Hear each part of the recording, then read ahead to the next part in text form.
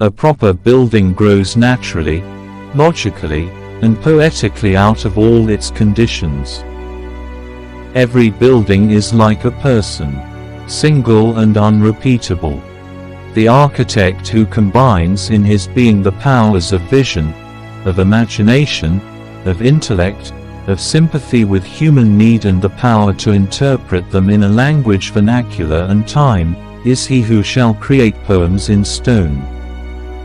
Form ever follows function. To teach is to touch the heart and impel it to action.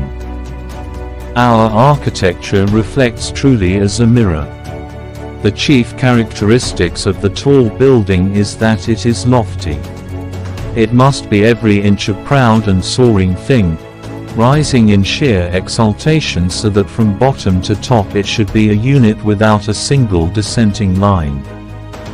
Once you learn to look at architecture not merely as an art more or less well or more or less badly done, but as a social manifestation, the critical eye becomes clairvoyant. But the building's identity resided in the ornament.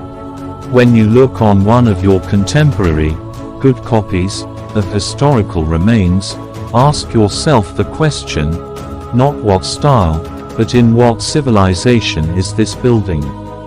And the absurdity, vulgarity, anachronism and solecism of the modern structure will be revealed to you in a most startling fashion.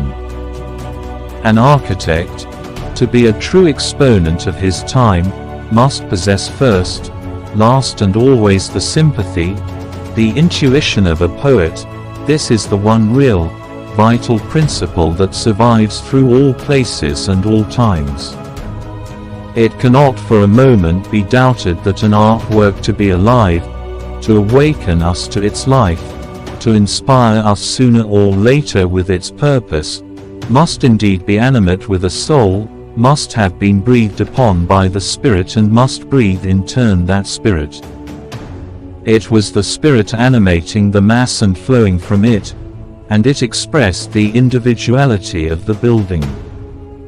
How strange it seems that education, in practice, so often means suppression, that instead of leading the mind outward to the light of day it crowds things in upon it that darken and weary it. Man shall find his anchorage in self-recognition. In the history of mankind there are recorded two great inversions. The first, set forth by the Nazarene to the effect that love is a greater power and more real than vengeance.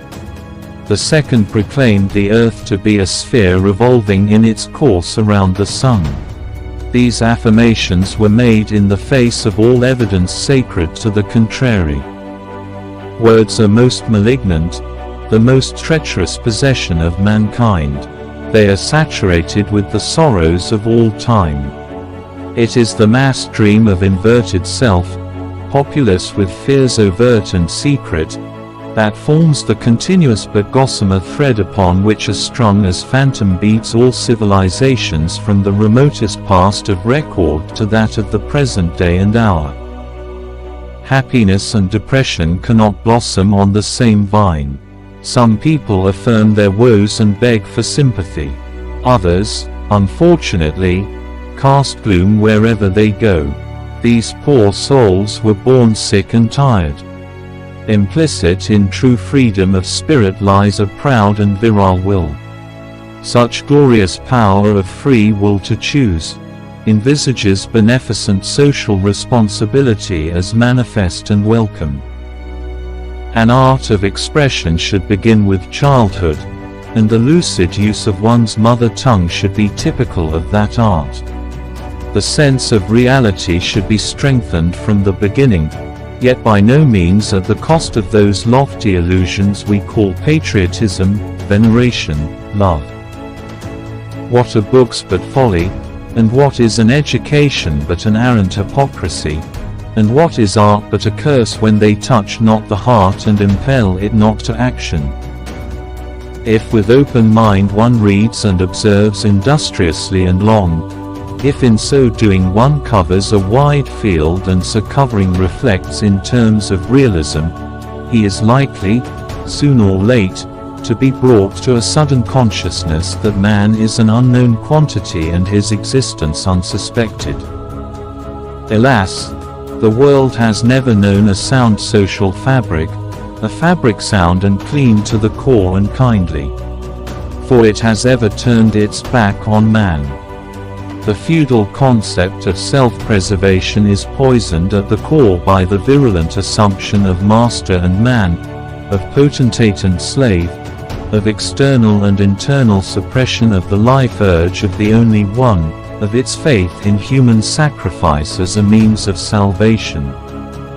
As we have reached the end of the video, do not forget to support me and subscribe to the channel in appreciation of me.